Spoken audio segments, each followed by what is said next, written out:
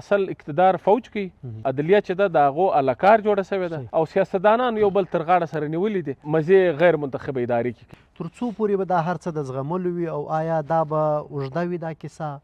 همدغسې به روانه وي دا خلک چې دي دا به په دغسې حالت کې وي؟ کېدلی شي داسې وشي چې په یو 3-4 کاله کې دا نظام ختم شي. په تېر 10 کاله کې په مرکز کې د فوجي مشرانو او د سیویلین مشرانو یوه جګړه پر دا نکته یې چې فوج بجټ زیاتېده غواړي خپل د ځان بقا، د خپل فوجي غیر عیني رژیم بقا او د امریکې سره اقتصادي مدد. دا زموږ بنیادي هدف و. د فوجي اسټابلیشمنټ په سیاست کې لاسوهنه پخوا خو به لږ د پردې تر شا وله، اوس خو ډېره ښکاره ده. د عمران خان له ویرې د هغه له وامه د موجوده فوجي قیادت ته عیني تحفظ ملاو شوی دی. خو دغه لږ څه ازادي یا دغه هم چې دی د موجوده رژیم چې دی و دې ته قابل قبول نه ده. دغه حالاتو ته را رسولو کې هم د عمران خان غټ کردار دی. دغه میثاق جمهوریت چې دی دا عمران خان خراب کوي. عمران خان د فوجي ادارو په اشاره و دې ته مکمکان هم به ورکاوي. میثاق جمهوریت باندې ځان پوهول ضروري دي. سلامونه، حفیظ الله ستوری شیرانه یم او تاسو سټار کاسټ ګورئ. په ننني سټار کاسټ کې را سره د نن ستوری رفیع الله کاکړ صاحب میلمه دی. رفیع الله کاکړ صاحب د کوم تعارف او تعریف محتاج نه دی. د سیمې پر سیاست د پاکستان او افغانستان پر سیاست له نږدې څخه نظر لري. د دې سیمې پر ستونزو، پر حالاتو، بیا په خاصه د پاکستان پر پارلماني سیاست او د پښتنو پر بېلابېلو تحریکونو او سیاستوالو باندې له نږدې څخه نظر لري. نو نن رفیع الله صاحب موږ ته وخت راکړی دی، پر بېلابېلو موضوعاتو به تفصیلي خبره کوو. تر پایه به دغه پوډکاسټ را سره ګورئ. هغسې سوالونه چې ستاسو په ذهنونو کې دي او ځوابونه یې لا هم تاسو ته نه دي درکول سوي، ممکن چې په دې پوډکاسټ کې ستاسو د ډیرو سوالونو ځوابونو تاسو ته میلاو سي. نو رفیع الله صاحب ډېره مننه د وخت راکولو دی. کور ودان. ستاسو ډېره مننه حفیظ الله. ډېر خوشحاله سوم چې ستاسو پوډکاسټ کې تا ماته برخه راکړه. مننه. له ډېره وخت انتظار و خو ته پکې مسافر وي ستاسو د زده کړو په سلسله کې. لومړی به راسو استازه موضوع نن سبا په پاکستان کې د پاکستان آئین یا قانون د 1993 چې کوم آئین په هغه کې چې کوم د ترمیمونو خبرې روانې دي یا کوم ترمیمونه چې وسوه 28م آئین بیا وایي چې دا لا آخرنی نه دی، اوس 28م را روان دی. ګوري چې تر څو به ځي 28م آئین که په ساده ټکو کې اول دا ووایي چې ګه سره دا آئین ولې وسو، چا غوښتی، چا په آئین کې څه دي دا خو بېله خبره ده. آئین ګه سره د آئین کې ترمیم چا وغوښتی او څنګه وسو؟ ډېره مننه. د دغه ترمیم وشاته چې کوم قوتونه دي هغه بنیادي 2 هدفه لري. یو هدف دا دی چې په تیر یو کال کې چې د پاکستان د فوجي مشرانو کم فیصلې کړي دي، کم اقدامات اخیستل سوي دي، هغه ته قانوني شکل ورکول او هغه ته داسې آئیني تحفظ ورکول چې سبا یو داسې سیاسي حکومت په اقتدار کې راسي چې هغه د دې لیډرشپ سره اختلاف لري، نو هغه د دې خلاف یو احتسابي کاروایی نه کوي. نو په ساده ټکو کې دا یو بنیادی هدف دا دی چې د عمران خان له ویرې د هغه له وامه د موجوده فوجي قیادت ته عیني تحفظ ملاو شوی دی. نو دا فوجي قیادت راوړی دی دا ترمیم؟ بالکل په دې کې د فوجي اسټابلیشمنټ ډېر غټ کردار دی. نو خو پوځي مشرتابه په خاصه د پوځ ویان په تېرو شپو کې هم دا خبره وکړه چې د پاکستان پوځ په سیاستونو کې مه راښکېل کوئ، مه یې راکشوئ، زموږ له سیاست سره یو کار نشته. دا خو د دوی سرکاري موقف وي، خو دا داسې ډېره د خندا خبره ده چې د فوجي اسټابلیشمنټ په سیاست کې لاسوهنه پخوا خو به لږ د پردې تر شا وله، اوس خو ډېره ښکاره ده. نو زه نه پوهېږم چې دوی ولې دا خبره کوي، یا د ولس اجتماعي شعور ته دومره په سپکه سترګه ګوري چې د دوی دا خیال دی چې دا خبرې به اوس خلکه مني. نو زه فکر نه کوم چې دا د دوی دا خبرې صحیح دي. دویم چې دوی د دې وشاته هغه بیا د فوجي او سیاسي قیادت دواړو خوښه ده. هغه بنیادي دا ده چې دغه موجوده چې کوم عدلیه ده د عدالتي نظام دی، اگر چې که هغه هېڅکله هم دومره ازادي خپله نه ده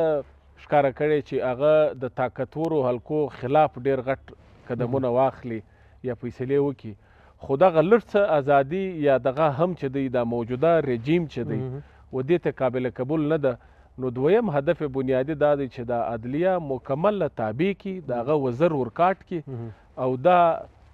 چې کوم د ریاست اگزیکټیو برانچ موږ ورته وایي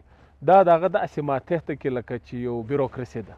نو دا سیاستوالو تاول چې سیاسیان هم په دې کې دا بالکل ټول سیاسیان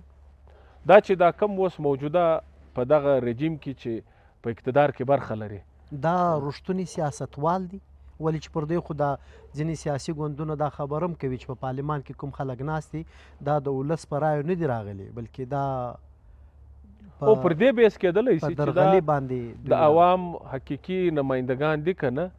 نو پر هغه خو بالکل بیس شته او بلکې چې دا موجوده اسمبلی ده نو بنیادي ستونزه خو اول دا ده چې دا کم د عیني ترمیم دپاره 2/3 اکثریت چې ورته وایي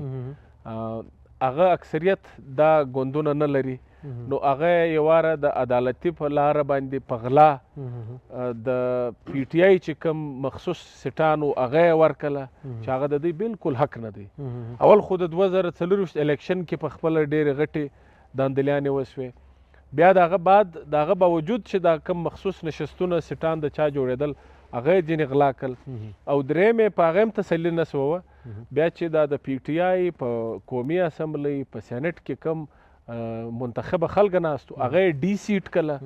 د هغو سیټان یې خالي کړل. نو دا دغه کم چې دوی 2/3 اکثریت وایي اول دا د غلا دی.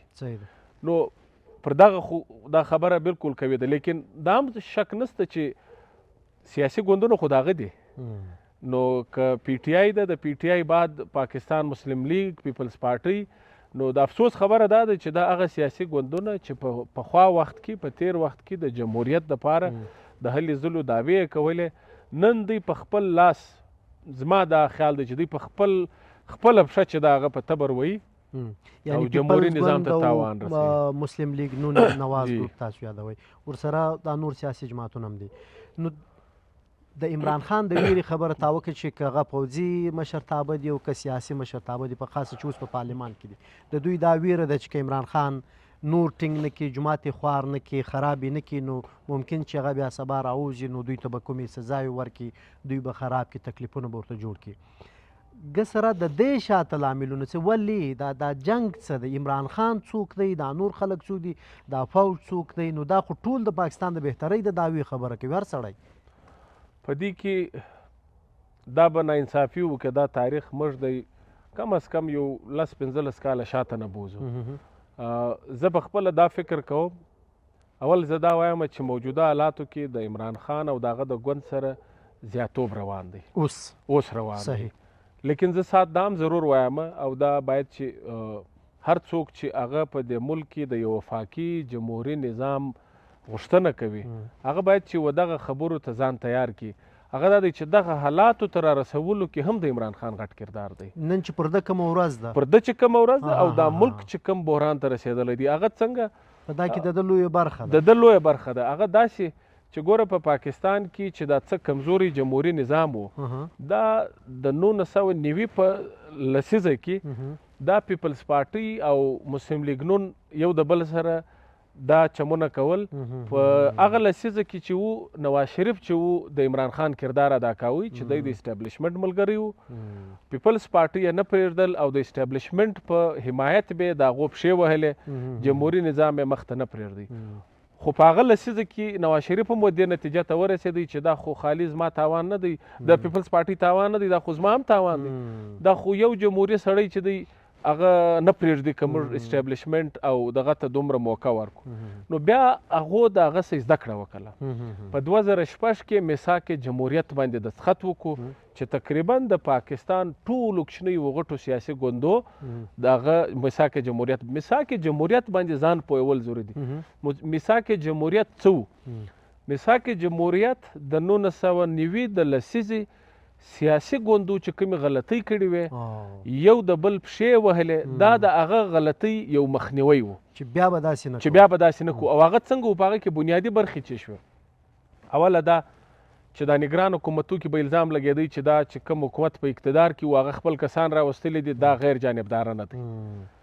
د دا تاثر د ختمولو دپاره ډېر ښه جمهوري قدم دا واخیستی چې د نن بعد به نګران حکومت د حکومت او د اپوزیشن په مرضۍ په ګډه راځي هر هغه اداره چې هغه پخوا وخت کې د اپوزیشن خلاف د سیاسي وکټمایزیشن دپاره استعمالیدل د هغه مشر به د حزب اختلاف او حزب اقتدار په مشوره راځي د نیب چیرمن د الیکشن کمیشن چیرمن دریم چې پر حکومت چک اینډ بیلنس وساتي چې تر کوردو مهمه چک اینډ بیلنس لاره د هغه د پبلک اکاونټس کمیټۍ ده چې هغه د سرکار د بجټو د دې آډیټ حساب کتاب کوي د هغه چیرمن به د اپوزیشن لیډر وي یا به د اپوزیشن لیډر په خوښه وي دارنګه په عدلیه کې اصلاحات دارنګه په کشنوي صوبو ته د کنکرنټ لیست ختمېده د کشنوي صوبو اختیارات نو داسې ډیر شیان و چې پر هغو د اتفاق وکړي او دا پارټیانو کمزوریانې ښکاره کړي لیکن د هغه باوجود زه دا وایم چې د 2008 څخه در 2018 پورې دا ګوندو تقریبا په 80% د میثاق جمهوریت چې کوم سپیرټ و پر هغه عمل وکړي دا عمل هم پر وکړي چې پخوا به دا و چې د یو حکومت به 2 کاله نه اوسوي ابل به لانګ مارچ پسې راویستی یا د عدلیه په وژو یا د فوج په وژو بیا د حکومت ختمېدو عدم اعتماد و درنې به وې نو دا مین سیاسي ګوندو پر دې عمل وکړي او د اقتدار انتقال په پرامن انداز او وخت هم خپل پوره کې د پیپلز دغه میثاق جمهوریت چې دی دا عمران خان خراب کړي عمران خان د فوجي ادارو په اشاره و دې ته مکمکا نه به ورکاوي دا د مکمکا خبره نه و دا د پیسفول ټرانسفر اف پاور خبره وله چې ته که تا وګټئ ستا دی نو اوس په 2013 کې که ستا په یاد وي پی ټی آی اول واره په خیبر پښتونخوا کې ډېر سیټان وګټل هغه وخت مولانا صاحب غوښتل که نواز شریف اتحاد ورسره کړی وای نو دوی حکومت جوړولی سو نواز شریف په جمهوري سپیرټ کې د پی ټی آی پارلماني اکثریت وماني د دا باوجود چې د اتحادیانو سره مل کې حکومت جوړوي سو د حکومت و پی ټی آی ته ورکړي نو عمران خان چې و په هغه کلو کې د فوجي ادارو په کومک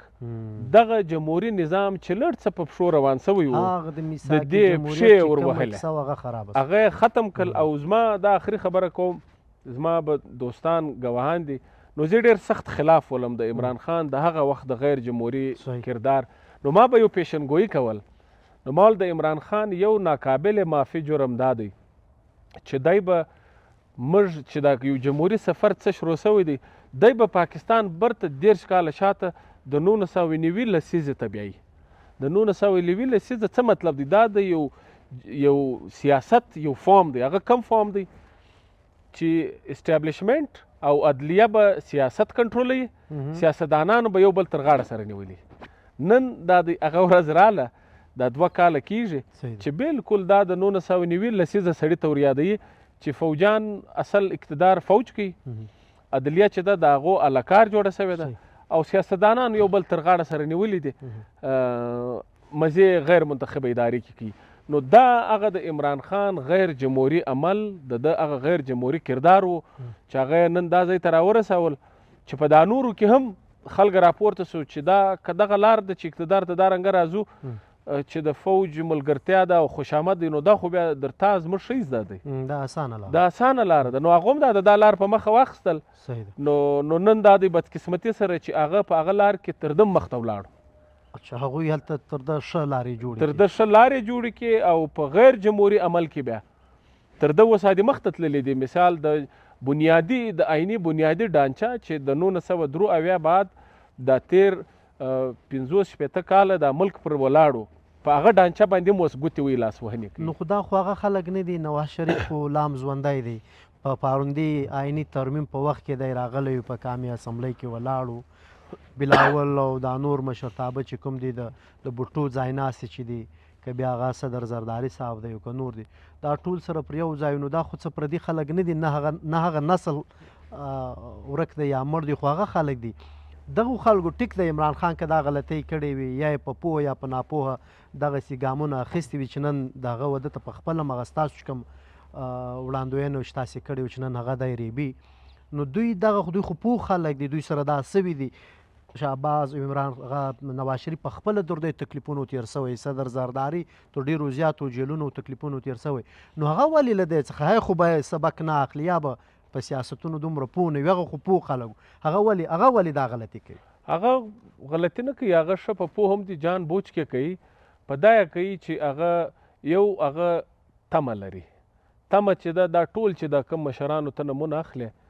دا د خپل سیاسي کیریر اخري اننګز دی.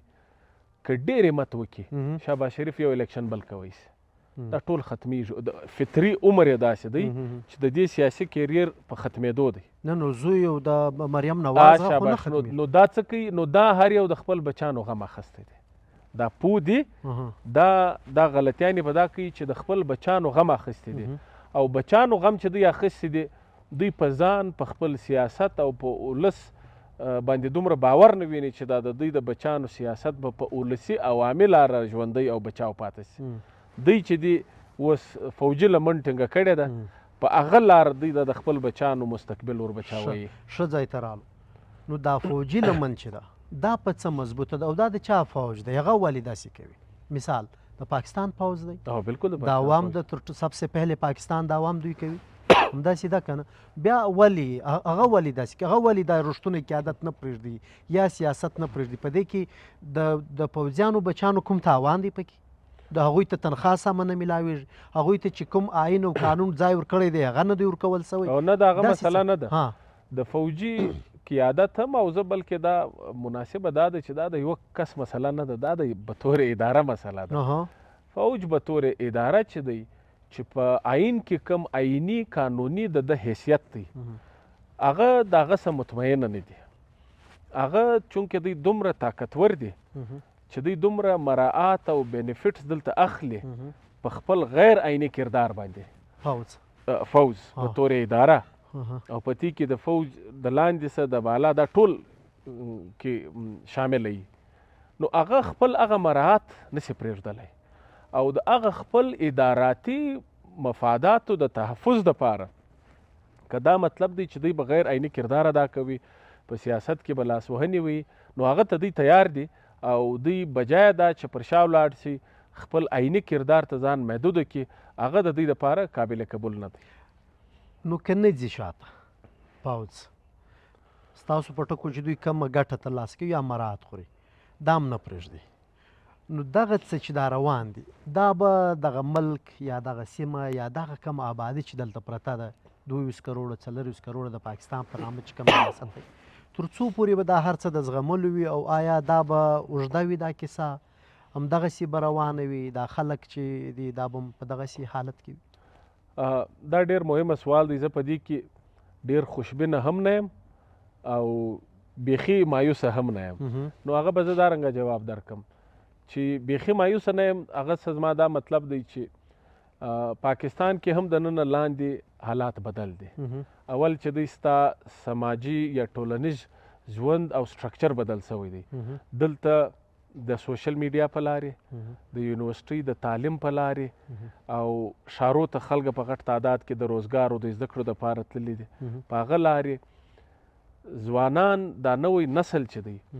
دا د دې شعوري لیول چې دی هغه پورته دی د پخوا په مقابله کې، که څه سیاسي نظریه یا دغه ټیک نه وي هم غوښتنې کوي، سوالونه کوي، نو په دغه حالاتو کې دا د درواغو چې کوم اوس نظام دی زه فکر نه کوم چې دا بیخي تر اوږد وخته پورې چلیدی سي، دا نسي چلیدلی. البته ډېر خوشبینه په دا نه یم چې کېدلی سي داسې وسي چې په 3-4 کاله کې دا نظام ختم سي، دا موجوده نظام، خو د نظام بنیادي خدوخال به هغوی چهرې به بدلې سي. د موجوده وخت چې کوم سیویلین مشران دي هو سکتا عمران خان د نوي فوجي قیادت سره د هغه رنګه بالکل تعلق جوړ کړي لکه د دا اوس چې ورسره نو د مایوسۍ دغه مې دا دی. دویم یو د پاکستان غټه مسله دا ده حالانکې چې عوام دومره مایوسه سي لکه څنګه چې په دې ملک کې دی، ته ګوره بنګلادیش کې انقلاب رالی، په نورو ملکو کې راپورته شو. زموږ د ملک دویمه غټه ستونزه ده چې د هغه د وجې زه ډېر خوشبیني نه کوم، هغه دا ده چې دلته موږ پر علاقایي او قامي لاینو باندې تقسیم یو. هغه په عوام کې چې کوم خشم دی، په عوام کې چې مایوسي ده، هغه د علاقایي او قامي تقسیمو د وجې سره د هغه د یو منظمه قومي جدوجهد شکل نه اخلي، یو تګلاره هغه نه اخلي. پښتانه او ته په دغه وینې پښتونخوا کې خپل یو کوچنی جلا تاریخ روان دی، بلوچستان بلوچي سیمه کې خپل ځان ته تاریخ روان دی، په ګلګت بلتستان کې خپل ځان ته تاریخ روان دی، په آزاد کشمیر کې خپل ځان ته تاریخ روان دی، په کراچي یا د پنجاب په ښاري علاقو کې خپل ځان ته د پی ټی آی په شکل کې د ښاري علاقو د ځوانانو تاریخونه روان دي. نو دغه علاقایي او قامي تقسیم د وجې دلته چې د عوام دي دا سره پر یو ځای کېدل او په منظم انداز پر ریاست پریشر راوستل هغه ډېر ګرانه دي. د دې د وجې چې هغه زه خوشبیني نه وینم، هغه په دا نه وینم. نو دې ته خوا د لاره اوس دوی وایي چې اتویسته معایني ترمیم راځي او په دې کې به نصاب هم یو کوي. نو دغه کم شا باندې چې دا تورونه دي چې اسټیبلیشمنټ دی، اسټیبلیشمنټ خو دا د ټول سره یو کوي. اوس وایي چې دا نصاب هم یو کي او دا به هم وکړي هغه هم وکړي. نو دغه دا ښه خبره نه ده. هغه څه دي په یو رقم الریډي یو دی، نصاب الریډي یو دی. دا هسې مازې هایپ جوړوي چې کوم 18 ترمیم کې په تعلیم په لاره کې پالیسي او نصاب دوه شانو چې هغه لاندې منتقله سو. هغه په 15-16 کاله کې دننه اسلام آباد او پنډۍ برته هغه اختیار واخیستی د سنګل نیشنل کریکولم په شکل کې. بیا د عمران خان صاحب په وخت کې هغه د نورو صوبو سره ومانئ، زموږ صوبې هم منلی دی. نو نصاب الریډي اخیستل شوی دی، دی یو نصاب الریډي یو دی. نو په دغه کم 28 ترمیم کې چې یوه خطرناکه لار ده، بالکل پر هغه زه امکان وینم چې عوام به نسي سره یو، شاید سیاسي اتحادونه داسې جوړ سي. هغه چې 18 ترمیم تر ټولو هغه مضبوطه پلر چې بوله هغه چې دی چې دا 7 نفسي ومه نفسي ایوارډ ته چې عیني تحفظ ورکول شوی، دا د صوبو چې کوم مالي هغه دی دا تقسیم دی د ومه نفسي ایوارډ کې دی راولاړ سو. دغه مخکې آن ایوریج په سل کې به 40 روپۍ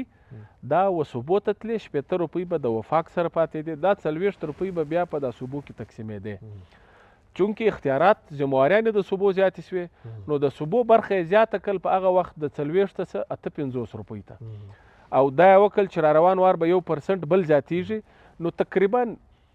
نه 50 یا 70 روپۍ چې دی په سل کې صوبو ته ځي، 40 روپۍ وفاق ته پاتېږي. هغه وخت چې کوم خلک وو سیاسي مشران، هغه پوهانو، هغه به دا پوه چې دا خو سبا په اسلام آباد کې د پنجاب برته حکومت راسي، هغه به دا شان بدلوي. نو هغه راولاړ سو دغه د صوبو د وفاق چې دا تقسیم دی دې ته عیني تحفظ هم ورکړي. هغه دا مطلب و چې یعنې که ته ان اف سی کمیشن کې اکثریت ولري، ته دا شی نسې بدلولی، ته به په 2/3 اکثریت بدلوې. هغه بنیادي شی دی، هغه په دا بنیادي شی دی چې د هغه خالي بلوچستان نه متاثره کېږي، هغه پنجاب متاثره کېږي. مریم نواز چې دا دومره پروجیکټونه کوي، صحت کارت دی، دا پیسې دي، دا پیسې خو د ان اف سی پیسې ورا روانې دي. پنجاب خو څه خپله داسې د ټیکس نظام نه دی جوړ کړی. سند متاثره کېږي. او زه په خپله زما اوس هم دا پیشنګویي ده، کېدلی سي غلط سي، پاکستان کې خو ویسې پیشنګویي کول ډېر ګران کار دی، چې تر ټولو غټ تاوان و پیپلز پارټۍ ته رسي. زه فکر نه کوم چې پیپلز پارټۍ به هر څه ومني، دا به نه ومني. هغه په دا چې دا پیسې و صوبو ته ځي، په صوبه کې بیا د دا پیسو مالک پیپلز پارټۍ په خپله ده. دوی چې دا په پیپلز پارټۍ چې په سند کې یو د کنټرول دا دومره نظام جوړ کړی دی، هغه په دا پیسو جوړ کړی دی، یو پوره امپایر یې جوړ کړی دی. نو هغه پیسې زی راځي برته د دوی جیب بول. د پنجاب تاوان دی، د بلوچستان تاوان دی، د سند ته تاوان بولي په خاص د پیپلز ګوند، همدغسې د پښتونخوا خو تاوان دی چې تاوان دی. نو بیا به څوک دا ترمیم بیا څوک راوړي، بیا فوسته کیسه دري. دا غواړي مسلم لیگ، دا غواړي او فوجان یې غواړي. نو هغه بیا په دې څه کوي؟ لکه هغه د چی شي لپاره غواړي، هغه څه به کوي؟ هغه په دا غواړي چې صوبې راټولي کې بیا څه به کوي؟ وفاق شاباش. هغه دا کوي په 13 کاله کې په مرکز کې د فوجي مشرانو او د سیویلین مشرانو یوه جګړه پر دا نقطه یې چې فوج بجټ زیاتېده غواړي خپل.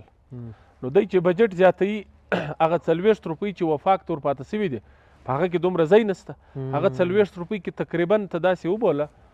په هغه 40 روپۍ کې 20 روپۍ چې دي 21 روپۍ دا چې دا زاړه پورونه پر پاکستان باندې دي د هغه په کښتو کې ځي. پاتې سوې 20 روپۍ. په دا 20 روپۍ کې یو 15 روپۍ چې دي دا په تنخواو کې دا د وفاقي حکومت خو هم بیروکراسي د فوج دی تنخواوي یو 15 روپۍ پاتې سي هغه ترقیاتي بجټ او دا بیس پروګرام یا کله دا تو سیلاب طوفان سیلاب بودی شي راځي. نو فوج چې دی هغه په دا پوه دی چې د هغه بجټ تر اساسه نه زیاتېږي چې په دغه کې په د صوبو د وفاق په تقسیم کې د وفاق برخه نه سي زیاته چې زیاته سي هلته به بیا دوی خپل دوی هلته بیا دوی خپل بجټ زیاتولی سي. صحیح. دغه ځای ته یوه خبره په آخري پر دغه موضوع بله کوو خو لږ وضاحت پکې کوم ولې چې په پاکستان کې پیکا ایکټ هم شته او ممکنه ده چې له تا هم وپوښتل سي له ما هم وپوښتل سي. د پاکستان پوځ همیشه دا خبره کوي چې دوی تر هر چا کمه تنخواه اخلي او له خپلې تنخواه هر وخت د کام خدمت کړی دی. همدا خبره کوي چې دوی تر سیاستوالو تر ولسي خلکو تر جمهوري خلکو زیاته د ملک ته قربانۍ ورکړي دي. هم په دې شکل کې چې ځانونه یې وژلي دي هم په دې شکل کې چې کور یې پرېښی بچیان یې پرېښي د دوی په ټکو چې په یخونو په ګرمیو په لمرونو په اورونو کې پر سرحدونو پراته دي په غرونو په دښتو کې پراته دي. د هغې باوجود دوی دا وایي دا ګیلم کوي چې پر دوی نیوکې زیاتې کېږي. خو تاریخ هم دا دی سیاستوال پوهان او د سیاست چې کوم استادان دي هغه دا وایي چې په پاکستان کې له بده مرغه پوځي مداخلت له لومړۍ ورځې تر دغه وروستۍ ورځې پاتې سوی دی او سته که څه هم پوځ د دې په بار بار انکار کړی دی. رفیع الله صاحب د دغې ټولې مسلې آخري هغه ته دې ته راځو چې د عمران خان په حکومت کې د سایپر خبره کېدله د بیروني قوت په خاصه د امریکې په پاکستان کې د لاسوهنې د پوځ د ملګرتیا د دې خبره کېدله. نو دا موږ چې کومه خبره تر اوسه وکړم او تا چې پر کومه موضوع وغږېدو دا خود زننه معاملاتو. آیا دا د پاکستان پوځ یا سیاستوال د هر څه چې دي دا زننه معامله د واقعي هم که د باندې معامله د رښتیا څه دي له پاکستان پر پوځي مشرتابه باندې یا پر اسټبلیشمنټ داسې کوم قوتونه بهرني سته چې هغه دوی دغه غیر قانوني لارو ته اړ کوي چې دوی بیا دغه څه کوي او په هغه کې څه مجبوری دی ولې چې مشرف یو وخت دی هغه په وخت کې د افغانستان په باندې د امریکې او د ناټو د دې د برید په ملګرتیا کې دغه جواب وایي چې که ما د امریکې ملګرتیا نه وای کړې نو پاکستان به دغسې څنګه لکه څنګه چې افغانستان دی امریکې به برید کاوه دا به کاوه. نو آیا داسې رښتیا کومه ویره پاکستان ته سته که پاکستان د زورورو قوتونو د نړیوالو قوتونو په دغسې جنګونو کې ملګرتیا نه وکړي لکه د افغانستان نو بیا به پاکستان ته رښتیا یو خطر وي؟ یعنې دا دوی چې کوم بهرني جنګونه کوي او ملګرتیاوې کوي کوم تاوان چې دغه پاکستان دا ویایي پوځ هم دا ویایي او خواجه آصف صاحب هم دا نن خبره کوي پارون دې هم کړې ده چې د امریکې د جنګ په ملګرتیا کې موږ دومره لوی د ترهګرۍ سره مخ یو دومره لوی قرباني مور کړې ده چې اور دا خبره هم کوو بیا دلته دا خبره هم کوو دا که د دې لږ وضاحت زه دا فکر کوم دا د پاکستان سرکار چې کوم دا موقف دی دا ټیک نه دی. موږ چې په دا جنګو کې عیسی اخیسته ده موږ چې د امریکې دلته سہولتکاري کړې ده دا موږ د دا دپاره نه ده کړې چې موږ د امریکې د دمکیانو د لاسه ډېر مجبور وو. دا هر وخت موږ بنیادي طور باندې د دې وجې کړې ده چې په پاکستان کې یا داسې فوجي حکومتونه وو په هغه وخت چې هغه اندروني لیجیټیمسي نه درلودله. دوی د په غیر عیني لاره د غلا په لاره په اقتدار قابضه وو نو دوی د خپل اندروني لیجیټیمسي دپاره او د بارني لیجیټیمسي دپاره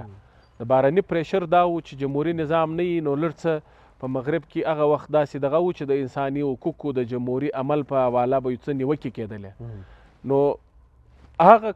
تنقید مخنیوی کول او د طاقتورو ملکو سره ځان نزدېکت کول چې ډالر راسي چې پیسې راسي نو چې اندروني اقتصاد هم به برابر سي او دا د جمهوري عمل باندې چې کومې خبرې او نیوکې دي دا وسایټ ته سي. نو موږ دواړه واره که په شوروي اتحاد چې افغانستان له راغلی د هغه خلاف چې کوم موږ کردار ادا کړی دی بالکل موږ د امریکې په پریشر نه دی کړی. هغه وخت چې د پاکستان فوجي رژیم چې ولو د هغو چې خپل کم مفادات و چې هغه ما در وښول د ځان بقا د خپل فوجي غیر عیني رژیم بقا او د امریکې سره اقتصادي مدد دا زموږ بنیادي هدف وو. بلکې دا جایزه خبره ده چې امریکې ته هم موږ خواست کوو چې ته دلته لږ دلچسپي واخله دا کار موږ درله کوو. دارنګه په 2001 کې هم په 2001 کې د هغه وخت مقابله کې امریکي پریشر زیات و په دې کې څه شک نسته، لیکن هغه وخت هم موږ دا بنیادي جنرال مشرف رژیم د خپل مفاداتو د دغه دپاره دا کردار ادا کړی دی. اوس هم په دا اوس حالاتو کې هم داسې نه ده، بلکې پاکستان ریاست په تیر 40 کاله کې دا یو طرز جوړ کړی دی چې دی دې ته موږ انګریزي کې وایي جیو پولیټیکل رینټ سیکینګ، چې دی په دا علاقه کې چې کوم یو بد و بیکاره یې دی په دې کې خپل خدمات پیښوي، د دا پر بنیاد د طاقتورو ملکو سره ځان نږدې کوي او د هغو سره اقتصادي کومک غواړي. پاکستاني زموږ ډېر سټریټیجیک تھینکر چې دي هغه لږ پریشانه دي په تیر 4-5 کاله کې چې په دا سیمه کې د امریکا دلچسپي ختمه سوله. دوی غواړي چې امریکا دلچسپي واخلي او هغه دلچسپي کې بیا دوی خپل خدمات پیښوي. نو زه دا فکر نه کوم چې دومره مداخلت خامخا د بین الاقوامي چونکې د نړیوالو ادارې چې دي په هغه کې د امریکې اثرات زیات دي نو د هغو اثر رسوخ شته. زما د خبرې مطلب دا دی چې هغه اثر رسوخ یا هغه چې پر موږ اثر اندازه کېږي دا ټوله هغه د زور په لار نه کوي، په دا کې موږ په خپله غواړو، موږ هغو ته ځو، موږ ته د هغو ضرورت دی، موږ د هغو خوشامد کوو، موږ د هغو پښې نیسو چې ته یې راسئ او په دې کې دلچسپي واخلي په دا سیمه کې او موږ ستاسو سہولتکاري کوو. یعنی نو هغه کوم څه چې زموږ پوځي اسټابلیشمنټ غواړي له نړیوالو سره د خپلې کرایي یا د مفاداتو لپاره هغه شی بیا دلته دوی د هغه د مخنیوي یعنی په خپلو پریکړو کې د ازادۍ لپاره بیا دوی سیاسي قوت دی ته نه پرېږدي چې هغه راسي پارلمان کې مضبوط سي له دوی دا سوال جواب وسي. نو موږ د پاکستان ځننه چې کوم معاملات دي دا لغې سره داسې تړلی سو دارنګه تړلی سو په اوس حالاتو کې خاص طور پر یو په دنیا کې اجتماعي طور باندې د جمهوري عمل ډکلاین روان دی، دا شاته روان دی. په دنیا کې چې کم د بین الاقوامي قانون د بشري حقوقو د جمهوري نظام په حواله نړیوال پر یو بنیادي منیمم ایجنډا متفق وو، هغه اتفاق مات شوی دی په نړۍ کې. یعنی په نړۍ کې چې کوم ګلوبل چارټر اف ډیموکراسي وو، چارټر اف هیومن رایټس وو، پر هغه د نړیوالو اتفاق مات شوی دی. او چې څوک د دې ځان مالکان ګڼن لکه امریکا لکه مغربي یورپ هلته داسې قوتونه راپورته سو چې هغه نظام چې دوی په خپل لاس جوړ کړی دی هغه نظام ماتوي، ون بای ون یې ماتوي. نو په داسې بین الاقوامي حالاتو کې یقینا په هر ملک کې چې چیرې اتوریټیرین رژیم دی لکه په پاکستان کې چې دی هغه په دې مضبوطه شوی دی، هغه دارنګه مضبوطیږي. داسې نه چې هغه به ورته وایي چې تی داسې وکړي، هغه حالات داسې جوړ دي چې دوی د جمهوري عمل د بشري حقوقو په حواله چې 20 کاله مخکې یو نړیوال یو بین الاقوامي پریشر راتلی، نن هغه پریشر نسته.